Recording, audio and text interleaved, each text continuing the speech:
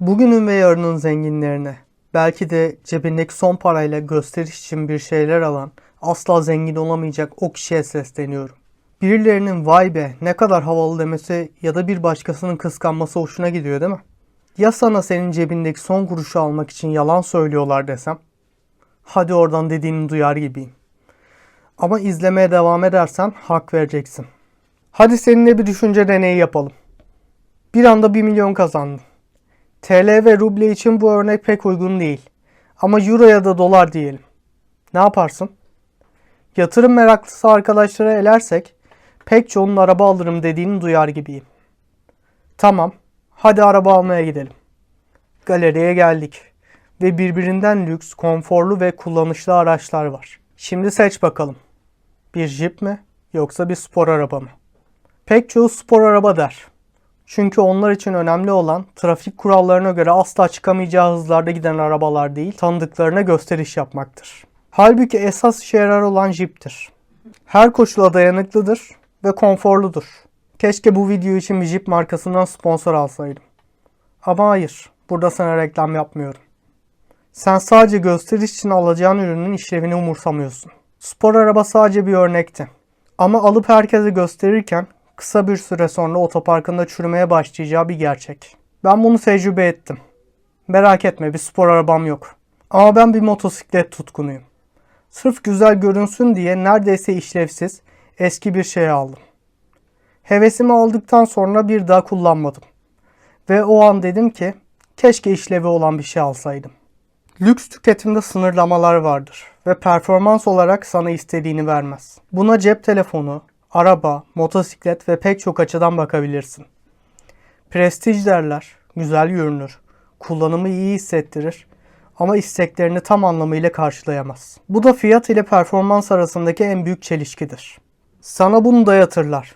Çünkü o pahalı marka algısını yarattıktan sonra daha uygun fiyatlı rakiplerinin belki yıllar önce getirmiş olduğu özellikleri sana yeni diye pazarlarlar. Ve risk almadan seni müşterisi olarak tutmaya devam ederler. Sen önce sevinirsin. Sonra araştırırken fark edersin. Ama hemen ardından o marka prestijdir der ve yine o ürünü alırsın. Hangi markadan bahsettiğimi çok iyi anladın. Ben onun tuzağına da düştüm. Ama neyse ki ucuza kapatmıştım. Elime geçen şey iyi bir kamera ama tam bir kapalı kutu oldu. Bunlar bana bir ders oldu ve buradan sonrasında yüksek verimliliğe odaklandım. Arka plan için kullandığım yeşil perde var ya, bir tekstil fabrikasından aldığım bir parça kumaş. Sadece rengi yeşil diye aldım ve işe yaradı. Bazen bulabileceğin en ucuz yöntemlerle bile en verimli noktaya ulaşabilirsin. En ucuz şeylerden lüks malları taklit et demiyorum ki, yapıyorsan ne mutlu. Ama gösteriş için çöpe attığın parayla çok daha fazlasını yapabilirsin. Bu arada o ucuz şeylerden lüks malları taklit etme olayını uygulamak istiyorsan da YouTube'da kendin yap kanalları var. Teknoloji için tam olarak geçerli değil ama ev eşyası ve giyim olarak oldukça verimli şeylere denk gelmiştim. YouTube kanalı yok ama bu dediğimi tutkuyla yapan bir abim var. Ona da selam olsun. Teknoloji açısından da kısmen geçerli olan İzleniyoruz serisinde anlatacağım Linux ve Custom ROM muhabbetleri var. İşletim sistemi kurarak teknoloji konusunda ipler senin elinde olabilir. Tamam, şirketlerin bazı kısıtlamaları oluyor ama büyük oranda ipleri eline alabilirsin. Bilgisayarın donanımında ise toplama bilgisayar her zaman benim tercih ettiğim bir şeydir. Kontrol tamamen bende ve istediğim donanım yükseltmesini yapabilirim. Dizüstü bilgisayarlarda işe yaramaz ama masa üstünde tercihim bu yönde ve sana da tavsiye ederim. Pek anlamasam bile anlayan birinden yardım alabilirsin. Markaya para vermek yerine kendin topladığın için İzleniyoruz serisinin sponsoru Proton'dan siber güvenliğini ve gizliliğini arttıracak ürünleri de satın alabilirsin. Serinin ilk 4 bölümünde ürünlerini tanıtmıştım. Uğraşamam dersen de aradaki fiyat farkını hazır almanın maliyeti olarak gör. Ve bir düşün.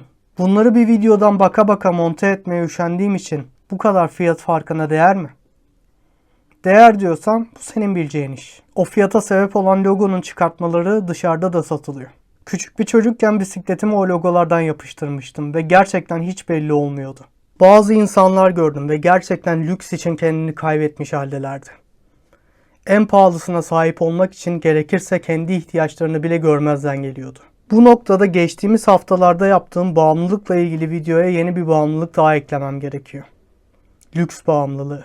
Bu aslında ekonomik durumu iyi olmayan toplumlarda daha sık görülen bir hastalıktır. Kendilerini değersiz hissettikleri için aldıkları ürünlerin değerini kendilerine atfederler. Buradasın, biliyorum. Benden motivasyon konuşması istiyorsan ölüm dönüşlü videoma gidebilirsin. Ama bunu atlatmaya hazırsan da burada benimle kal. Bunu aşman için önce bunun kökenine inmemiz lazım. Kendini değersiz hissediyorsun. Çünkü çevrendeki bütün insanların başarı ölçütü para kazanmak. Sen de en çok ben kazanıyorum diyerek en başarılı benim algısı yaratmaya çalışıyorsun. Bu yüzden para kazandırmayan eylemler, hobiler, araştırmalar ya da keyif için yapılan herhangi bir şey sana zaman kaybı hissi veriyor. Para kazanmak önemlidir. Fakat parayı ne için harcadığını biliyor musun? İhtiyaçlar bir noktaya kadar. Ama sonrası gösteriş için değil, keyif almak için kazanmalısın. Eğer sen gösteriş yapmaya harcayacağın parayla keyif aldığın aktiviteleri yapabiliyorsan, sen zaten hem değerli hem de değer sahibi bir insansın. İnsanın keyif aldığı aktiviteyi gerçekleştirmesinden daha büyük bir zenginlik yoktur. Bu hastalığın da en büyük sebeplerinden biri sosyal medya. Parmağınla o ekrana okşayıp duruyorsun. Ve insanların gösterdiği sahte hayallere bakıp ben de istiyorum diyorsun. Bu bir yadırgama değil. Amaçları bunu yapmak. Seni lüks bağımlısı haline getirmek. En lüks, en dikkat çekici olanın kendi markaları olduğu algısını yaratmaya çalışmak. Sen de o telefonu, o saati, o arabayı lüks hayatın ulaşılabilir parçası olarak gördüğün için onu alarak adım attığını hissediyorsun. Dizilerde ve filmlerde de aynısını yaparlar. Ama bunun farkı seni gerçek olduğuna inandırması. Evet, dediğim gibi o hayatlar gerçek değil. Ya da gerçekliğin sadece sana gösterilen kısmı. Arka planda ne olduğunu bilemezsin. Emin de olamazsın. Bak, özenmekte sorun yok. Herkes özenir. Ama çoğu zaman imkansızın peşinde koşuyorsun. O risk alarak bir yerlere geldiğini söyleyen insanların hep bir B planı vardı. Ve kim bilir kaç defa batarak o noktaya geldi. Senin ise tek bir atış hakkın var.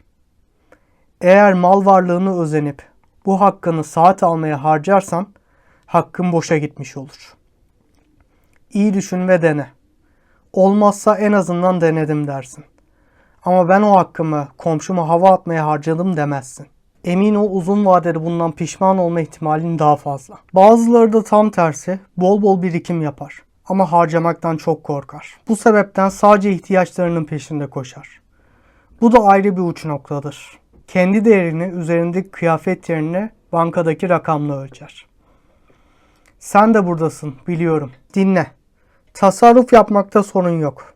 Ama zaten yüklü bir miktara sahipsen bitecek korkusuyla yaşamaktan vazgeçiyorsun. Eğer keyif alacağın bir aktivite yapmıyorsan, belki hoşuna gidecek bir hizmet almıyorsan, belki de bir ürüne harcama yapmayı reddediyorsan ne anlamı kalır ki o paranın? Hayat küçük hesaplar için fazla kısa. Tabi videoda anlattığım hala geçerli. Boşa harcama yap demiyorum ama kendin için en keyifli, en verimli harcamayı yapmayı hak ediyorsun. Bunca yıl belki uğraştın, belki de miras kaldı. Ama hayat kısa ve sen bir anlam yüklemezsen hiçbir anlamı yok. Bu anlam da en mutlu olabileceğin aktivitelerle gerçekleşir. Maslow piramidinin en üst noktası, yani kendini gerçekleştirme eylemi. Emin ol, bu da bir ihtiyaç. Ve en az yeme içme kadar önemli. Lüks tüketim en pahalı manipülasyondur.